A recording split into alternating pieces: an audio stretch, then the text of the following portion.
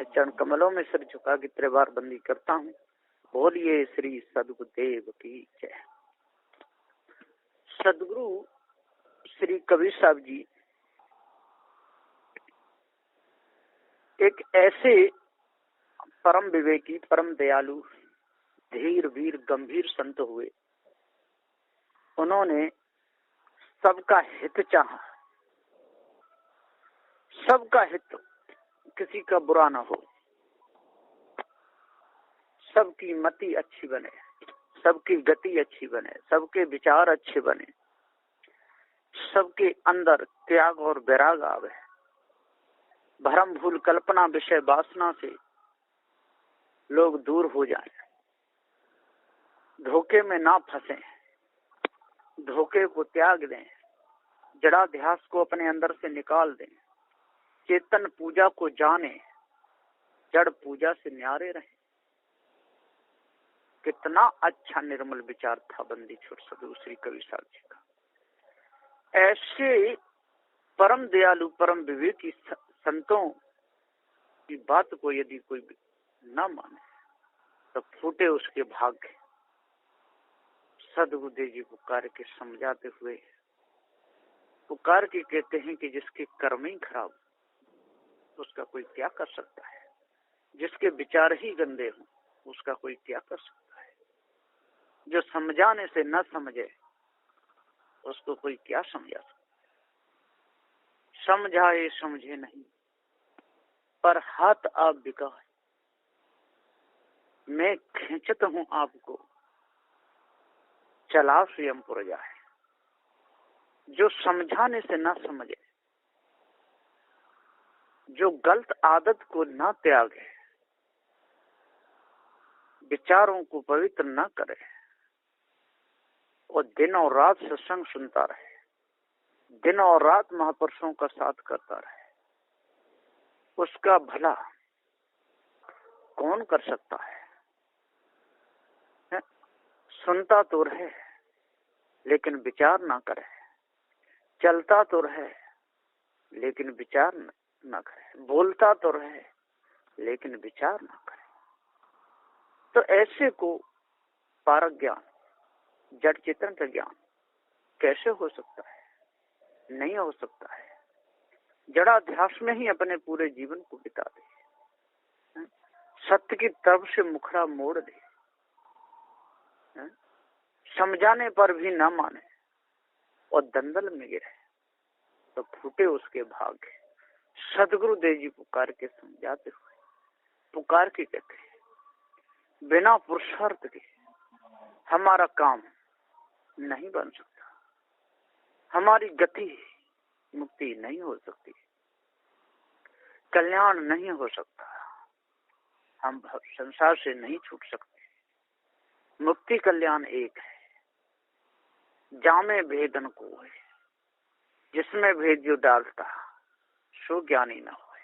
मुक्ति और कल्याण एक ही है, ये दोनों अलग नहीं है। चाहे मुक्ति हो गई कहिए, चाहे कल्याण हो गया कहिए। तो सदगुरुदेव जी पुकार के समझाते हुए कहते हैं कि संसार की वासना जड़ मूल से मिट जाए, समझो कल्याण हो गया। ईश ब्रह्म परमात्मा देवी देवता भूत चुड़ैल तंत्र मंत्र जादू टोना हवन होम, ये सब 4 2 7 18 प्राणों की वाणी अच्छे प्रकार से समझ में आ जाए, हमारे मन का द्वंद्व मिट जाए, समझो कल्याण हो गया। जड़ाध्यास हमारे अंदर से पूर्ण निकल जाए, किसी भी प्रकार से हमारे अंदर विकार प्रवेश ना करे, अष्ट महासद्गुण पूर्ण रीति से हमारे अंदर आ जाए, 10 दोषों का हमारे अंदर से खात्मा हो जाए, आशा तृष्णा ममता ये सब हमारे अंदर से विदा हो जाए, हम इसके गुलाम ना बने, विषय वासनाओं से हम पूर्ण रूप से छूट जाए। विषयों की वासना ही हमको दगद दगद के मारती है, भ्रम भूल कल्पना ही हमको दगद दगद के मारती है, जड़ाध्यास हमारे जीवन को बर्बाद कर देता है, जड़ाध्यास हमारे अंदर अष्ट महासद्गुणों को नहीं आने देता, नाना प्रकार के विकार दिन दूने रात चौकने बढ़ते जाते हैं, और हम वेश को बदलते रहते हैं, कहीं लाल, कहीं काला, कहीं पीला, कहीं कैसे। बंदिशों सदगुरु देव जी बताते हैं, कहते हैं बाना बदले सो सो बार, बदले बान तो बेड़ा पार। सदगुरुदेव जी कहते हैं कि लोग बाने को बदलते रहते हैं, वेश को बदलते रहते हैं, दिन में जाने कितने बार कपड़े बदलते रहते हैं, लेकिन अपनी आदत को नहीं बदलते। ये बहुत बड़ी भूल है। और जब तक अपनी आदत को नहीं बदले, जब तक अपने विचारों को नहीं बदले, तब तक सच्ची शांति मिल ही नहीं सकती। तो सदगुरुदेव जी हम पुकार के समझाते हुए कहते हैं कि हे ज्ञानी, हे विद्वानों, 4 वेद, 6 शास्त्र, 18 पुराणों के ज्ञाता, भेष को बदलने से कुछ नहीं होगा, नाना प्रकार के तिलकों को लगाने से कुछ नहीं होगा, चोटी रखा रखा के गांठ लगाने से कुछ नहीं होगा, जनेऊ डार डार के चलने से कुछ नहीं होगा, पोती पत्राओं को बगल में दबाने से कुछ नहीं होगा, काशी मथुरा हरिद्वार नंदगाम बरसाने में जाने से कुछ भी नहीं होगा, जड़ मूर्तियों के परिक्रमा लगा करके सिर झुकाने से कुछ नहीं होगा, राम नाम रटने से, श्याम श्याम रटने से कुछ होने वाला नहीं, देवी देवताओं को पूजने से कुछ होने वाला नहीं। जब आपके विचार निर्मल हो जाएंगे, विचार शुद्ध हो जाएंगे, रहनी गहनी आपकी शुद्ध हो जाएगी, पवित्रता आपके अंदर हो जाएगी, आ जाएगी, तब आप पूर्ण रूप में मनुष्य बन पाओगे। और यदि ऐसा नहीं हुआ तो 5 समुद्रों में डूब करके मर जाओगे। काम का समुद्र, महासमुद्र है, क्रोध का समुद्र, लोभ का समुद्र, मोह का समुद्र, भय का समुद्र, इसमें हमारा पूरा जीवन चला जाएगा। सार भेद हमको कुछ पता ही नहीं चलेगा। सदगुरुदेव जी पुकार के समझाते हुए कहते हैं कि हे भाइयों, यदि आपको सार का भेद जानना है तो आपको पवित्र लानी ही पड़ेगी, जड़ चेतन का भेद समझना पड़ेगा। ज्ञान किसमें है और ज्ञान किसमें नहीं, ये भेद आपको जानना पड़ेगा। और सुत दारा, ये सब के चक्कर को छोड़ना चाहिए। पुत्र कलित्र सुमित्र चरित्र धरा धन धाम है बंधन जी को, ये सारे के सारे बंधन है। और जब तक हम इन बंधनों में फंसे रहेंगे तब तक हमको सार भेद पता ही नहीं चलेगा, धोखे में हमारा जीवन चला जाएगा। और यदि हम सेवा ना करें, जवानी में हम इधर उधर ढूंढते रहे, संत गुरुजनों की बात ना माने, तो धोखा हो जाएगा। कहते हैं जमान जोगी, वैद रोगी, सूर पीठ घावरे, कीमिया घर भीख मांगे, जिन्हें नहीं पते आवरे। जवान जोगी हो, जिसने अपने संत गुरुजनों की सेवा नहीं की हो, धीरता वीरता इसके अंदर नहीं आई हो, त्याग तपस्या इसके अंदर पूर्ण नहीं आई हो, विचार इसके निर्मल नहीं हुए हो, मन में से वासना नहीं निकली हो, और जवानी में घूमने लगे तो बिगड़ जाएगा। उसका कोई विश्वास नहीं, कब क्या कर डाले। जवान जोगी, वैद्य रोगी, और वैद्य है और रोगी है, तो उसमें कौन विश्वास करेगा कि दूसरे को सही कर सकता है। समझ लो उसने स्वयं परहेज नहीं किया है ना। जो पूरा नियम बताता है 3 महीना का 6 महीना का, उसने वो कोर्स पूरा नहीं किया, इसलिए बेचारा तड़प रहा है। जवान जोगी वैद्य रोगी, सूर्य पीठ घावरे, और सूर्यमा है, और कभी रण में उसने पीठ नहीं दिखाई तो उसकी पीठ पर घाव कहां से आया, है ना। तो सूर्य पीठ घावरे, तो सदगुरुदेव जी पुकार के समझाते हुए कहते सूर्य है और पीठ पर घाव है, तो समय लोग रण को छोड़ के भागा है। सूर्य पीठ की यहाँ घर भी कमाके, जिन्हें मती प्रतिभा थी। और कहता है मैं सोना बना लेता हूँ, चांदी बना लेता हूँ, है ना, पैसों को मैं बुला लेता हूँ, तो फिर घर घर गांव गांव और डमरू बजा बजा करके और खेल करता हुआ क्यों ढूंढता है। ये सारी झूठी कल्पना, मिथ्या धोखा है।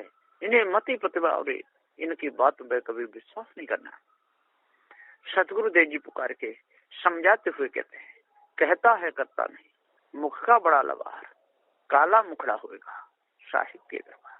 जो कहता है और करता नहीं है, बोलता है जैसा चाहता है, जैसे काम नहीं करता है, सुख चाहता है, शांति चाहता है, और जड़ाध्यास में फंसा हुआ है, भला चाहता है, मन निर्मल करना चाहता है, और असली सत्संग में संत गुरुजनों के सत्संग में बैठता नहीं है, पोथी पत्राओं को पढ़ता रहता है, नाना प्रकार के ग्रंथों को पढ़ता रहता है, उपन्यासों को पढ़ता है, कथा रामायण भागवत तो पढ़ता रहता है ना, संत गुरुजनों की सेवा करता नहीं, उनके उपदेश के द्वारा चलता नहीं, और ख्वाब बहुत बहुत ऊंचे देखना चाहता है, ऊपर शास्त्रों में जाकर के वास करना चाहता है। सदगुरुदेव जी पुकार के समझाते हुए कहते हैं कि हे ज्ञानी विद्वानियों, 4 वेद 7 18 प्राणों के ज्ञाता हो, यदि आज आपके अंदर है और यदि सदगुण आ गए, सद विचार आ गए, तो समझ लो कि आपसे धनी सारे संसार में कोई नहीं है। और आज यदि आपके अंदर दुर्गुण दुराचार भर गए, कालमा नाना प्रकार की आपके अंदर भर गए, तो समझ लो कि सदगुण आपके अंदर नहीं आ सकते। आप स्वयं दुखी रहोगे, और जो आपकी सानिध्य में आएगा, जो आपकी शरण में आएगा, जो आपकी बात मानेगा, वो ही पूरा जीवन दुखी रहेगा, उसको शांति नहीं मिल सकती। बंदी छोर सदगुरु श्री कबीर साहब जी का उपदेश सत्य के ऊपर है, निराधार है, इसमें किसी का आधार नहीं लेने की जरूरत। जो आधार लोगे तो चेतन जी अजर अमर अखंड अविनाशी है, उसका तो ठीक, लेकिन हम आधार तो लेना चाहते हैं, पर किसका लेना चाहते हैं? जिसका कोई गुण नहीं, जिसका कोई धर्म नहीं, जिसका कोई आकार प्रकार नहीं, जिसका कोई रंग रूप नहीं, जो चित्त से, मन से, बुद्धि से, वाणी से जो परे है, जो निर्गुण है, जो निराकार है, अगम है, अपार है, ऐसे का हम सहारा लेना चाहते हैं, ऐसे की हम शरण में जाना चाहते हैं, निर्गुण निराकार में हम मिलना चाहते हैं। यही तो हमारे अंदर बहुत भारी कमी और भूल है। बंदी छोड़ सदगुरु श्री कबीर साहब जी कहते हैं, ना कहीं मिलना है और न कहीं बिछुड़ना है। अरे चेतन जी अजर अमर अखंड अविनाशी है, इसके ऊपर इस ब्रह्म परमात्मा की कोई जरूरत नहीं। अपने आप को शुद्ध कर लो, अपने आप को पवित्र कर लो, विषय वासना धर्म भूल कल्पना से अपने आप को निकाल लो। जीव निराधार है, जीव के ऊपर कुछ नहीं, लेकिन आप लोग सत्य को नहीं मानते। सत्यवादी संत उपदेश देते हैं तो मानने को तैयार नहीं। जो अपने निज की पर कराते हैं, भ्रम भूल कल्पना मोहमता आसक्ति को त्यागने के लिए बताते हैं, उनको आप लोग सब मिलकर के नास्तिक कहते हो। अब बताइए, आपके अंदर सत धारणा, सद विचार, सद रहनी, सद गहनी कैसे आएगी? कभी नहीं आ सकती। इसलिए यदि आप अपने आप को जानना चाहते हो, भव से छूटना चाहते हो, तो काम को, क्रोध को, लोभ को, मोह को, आशा को, तृष्णा को, छल को, छिद्र को, कपट को, राग को, द्वेष को, दुष्टता को, मार को, काट को अपने अंदर से बिल्कुल निकाल दो। और जब ये बिल्कुल निकाल दोगे, सभी प्रकार की मानवता आपके अंदर आ जाएगी, दुर्गुण दुराचार आपके अंदर से चले जाएंगे। तो ऐसा आपका अंतःकरण हो जाएगा जिस प्रकार से अमर में नाना प्रकार के बादल छाए थे, जब शोषण वायु चलती है एकदम अमर साफ हो जाता है, एकदम सूर्य का प्रकाश कितना निर्मल भूमि पर गिरता है। इसी प्रकार से जब काम क्रोध लोभ मोह के बादल जब छट जाएंगे, अपने आप का ज्ञान जब हो जाएगा, पारख ज्ञान जब हो जाएगा, पारखी संतों के द्वारा सभी प्रकार की कालमा मिट जाएगी। तो जिस प्रकार से सूर्य का प्रकाश एकदम पृथ्वी को झकमगा देता है, इसी प्रकार से आपका अंतःकरण हो जाएगा। और जो भी आपकी सानिध्य में, जो भी आपकी शरण में आएगा, उसके अंदर से पूरे विकार निकल ही जाएंगे। फिर धोखे में वो कभी नहीं जाएगा। क्यों दूसरे की सहायता करेगा? क्यों दूसरे का आसरा रखेगा? क्यों कल्पना का गुलाम बनेगा? क्यों नदी नालों की पूजा करेगा? क्यों पत्थरों की पूजा करेगा? वो तो अपने आप को जान गया, उसे अपने आप का पूरा ज्ञान हो गया, चेतन सत्ता का उसको पूरा पता चले गया। वो एकदम सा निर्मल निदाक अपने आप में पूर्ण ठहरा हुआ है। फिर काहे को जड़ का गुलाम बनेगा? क्यों विषय वासना में फंसेगा? वो जान जाएगा ये तो रूप अलग अलग जो दिख रहे हैं वासनाओं के, एक तरफ स्त्री का रूप दिख रहा है, एक तरफ पुरुष का रूप दिख रहा है, एक तरफ घोड़ा गधे का रूप दिख रहा है, हाथी बंदर, कुत्ता, ये सब वासना के रूप है। यदि मनुष्य जन्म में ये सारी वासना मिट जाए तो क्यों कुत्ता खाने में जीव जाएगा, क्यों हाथी खाने में जाएगा, क्यों स्त्री पुरुष इन खानियों में क्यों जाएगा, क्यों शरीरधारक मच्छर, मक्खी, मछली, मगरमच्छ, मेढक ये क्यों बनेगा? कोई कारण नहीं ठहरता है।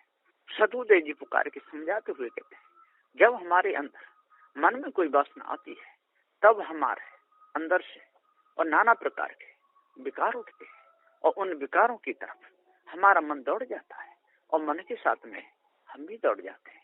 सदगुरुदेव जी पुकार के समझाते हुए कहते हैं कि हे वायु ज्ञानी हो, यदि इस वासना को आप पहचान लो, अपने आप को जब आप जान लोगे, ये सारी वासना मेरे अंदर से उठती है और मैं ही उठाने वाला हूँ।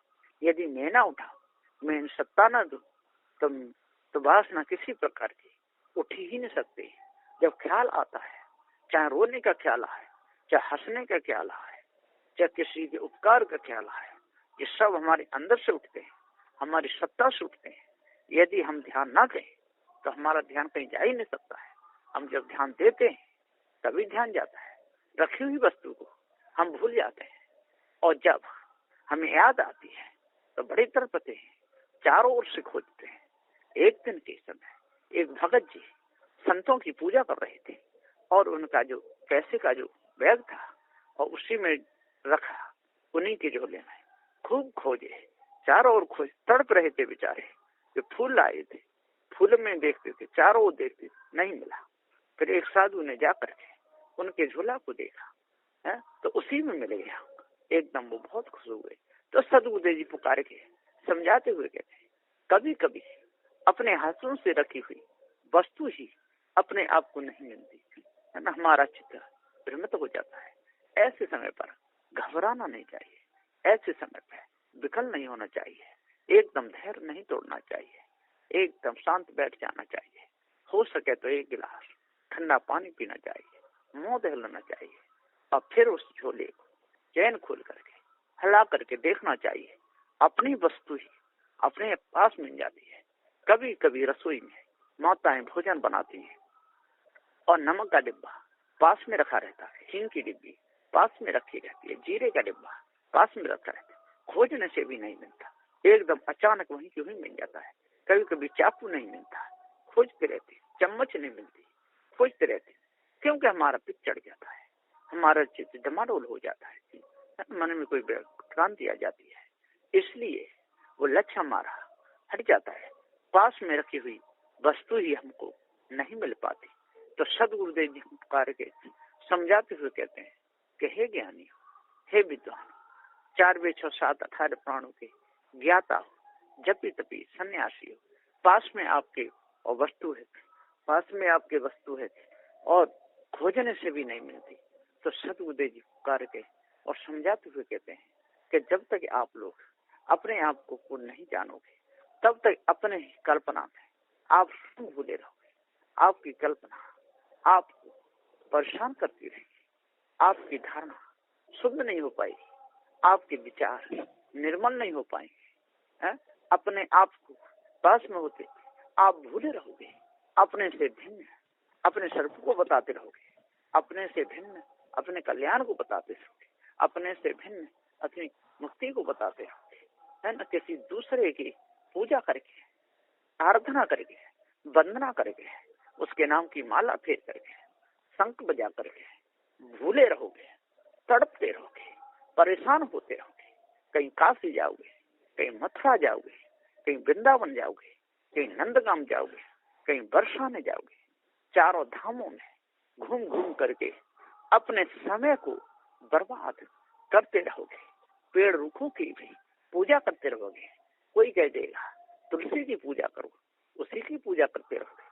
आजकल तो मोबाइल पर, इंटरनेट पर ऐसी ऐसी गप सड़ा के लिख लिख करके लोग भेजते रहते हैं, उनको बड़े प्रेम से संसारी लोग पढ़ते रहते हैं।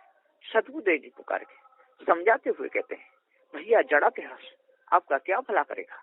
कोई कोई कहते हैं तुलसी की पूजा करो, है ना, सिंदूर लाओ, उसमें चावल मिलाओ, हल्दी लाओ, उसमें चढ़ाओ, पूजा करो, अगरबत्ती जलाओ, इससे तुलसी अच्छे अच्छे पत्ते देती है। ये कितना बड़ा भ्रम है। अरे तुलसी जड़ है? एक वृक्ष है ना, उसको कोई तो कहते हैं वो तो विंदा है, शराब दिया था। तो सदबुद्धे जी पुकारे, समझाते हुए कहते हैं ये सारी झूठी बातें। कोई कहते हैं कि सालिग्राम है ना गंडकी नदी में, ये सब विष्णु बन गए थे। अरे इतने बन गए, ये सारी झूठी कल्पना, मिथ्या धोखा है। इस धोखे को अपने अंदर से निकालो। वो तो पृथ्वी का खंडक है और वे सारे ये पत्थर है, ये पृथ्वी जल अग्नि वायु का भाग है, अनंत परमाणु चिपके हुए। सदबुद्धे जी पुकारे के समझाते हुए कहते हैं ये जगत अनादि है, इसको बनाने वाला न कोई हुआ है और न कोई होगा। इसलिए भाइयों अपने आप को जानो, अपने आप को पहचानो, अपनी भूल मिटाओ जल्दी से जल्दी। जब तक आप वृक्षों की पूजा करते रहोगे, नदी नालों की पूजा करते रहोगे, पेड़ पहाड़ों पर्वतों की पूजा करते रहोगे, अपने आप को आप भूले रहोगे, उल्लू के नाखून के ताबू जबना बना करके अपने हाथ पैरों में बांधते रहोगे, है ना। सदबुद्धे जी पुकार के समझाते हुए कहते हैं कि हे भाइयों, दया को अपने अंदर लाओ, विचार अपने निर्मल करो, शुद्ध साफ रहनी अपनी बनाओ, अष्ट महासों को धारण करो, 10 दोषों पर पूर्ण रीत से विजय प्राप्त कर लो, सत्य की तरफ बढ़ते जाओ, झुकाव करते जाओ, है ना। बिना पानी के कभी प्यास नहीं मिट सकती, बिना अग्नि के कभी ठंडक नहीं मिट सकती। विचार करो, जब तक आप विचार नहीं करोगे तब तक आप धोखे में फंसे रहोगे। ये तत्व अनादि है, पृथ्वी अनादि है, जल अनादि है, अग्नि अनादि है, वायु अनादि है, आकाश पुल खंगोल ये सब अनादि है। इनको बनाने वाला कोई नहीं है, लेकिन हम कितने बड़े भूल में फंसे हुए हैं। पृथ्वी की पूजा करने लगते हैं, आरती वंदना करने लगते हैं, झुक झुक करके सिर झुकाने लगते हैं। यही जड़ाभ्यास हमको जन्म मरण गर्भवास के चक्कर में और डाल देता है। जल की पूजा करते हैं, जल में सिर झुकाते हैं, जल को उसमें स्नान करते हैं और कहते हैं हे जल देवता तू नहीं होता तो हमारी ठंडक कैसे, हमारा शरीर शीतल कैसे होता है ना, हमारा तन का मैल कैसे छूटता है। अरे भैया जल अनादि है, इसको कौन मिटा सकता है। 1 भाग पृथ्वी है, 3 भाग जल है और ये अनादि है, इसको बनाने बिगाड़ने वाला कोई नहीं। इसी प्रकार से अग्नि अनादि है, अग्नि का केंद्र पुंज समूह रूप सूर्य है, सूर्य गतिकती हुई अग्नि का एक विशाल केंद्र है, गोला है और ये अनादि है, किसी का बनाया हुआ नहीं है। इसी प्रकार से कृष्ण कवर करने वाली ये वायु है, कोमलता देती है, नरमता है इसमें, ये अनादि है, इसको बनाने वाला बिगाड़ने वाला कोई नहीं। इसमें ज्ञान गुण भी नहीं है, ज्ञान स्वरूप चेतन जीव है, ये अजर अमर अखंड है, नित्य स्वयं स्वरूप है। इसलिए ज्ञानियों विद्वानों 4 वेद 7 18 पुराणों के ज्ञाता हो, जपी तपी सन्यासी हो, भाई बंधु हो, छोटे बच्चे बड़े बूढ़े बराबर के भाई साधु संत ब्रह्मचारी सभी के लिए ये सदगुरु श्री कवि साहब का जो ज्ञान है, जो औषधि प्रद है, जो भी इसको सेवन करेगा, जो भी उसमें मन लगा करके सदग्रंथ बीजक को जो पढ़ेगा, जड़ चेतन का जिसको पूरा ज्ञान हो जाएगा, वो जड़ मानंदी से निकल जाएगा, भ्रम भूल कल्पना को वो जड़ मूल से त्याग देगा। फिर उसके मन में कभी भी गंदे विचार नहीं आएंगे तो शुद्ध साफ सद्गुण उसके अंदर ठहरेंगे। इसलिए अपने आप को जान लो, भ्रम भूल कल्पना विषय वासना को मिटाओ, तब पूर्ण शांति मिलेगी। बस इन्हीं वचनों के साथ में मैं अपनी वाणी को विराम देता हूँ। बोलिए श्री सद्गुरुदेव की जय।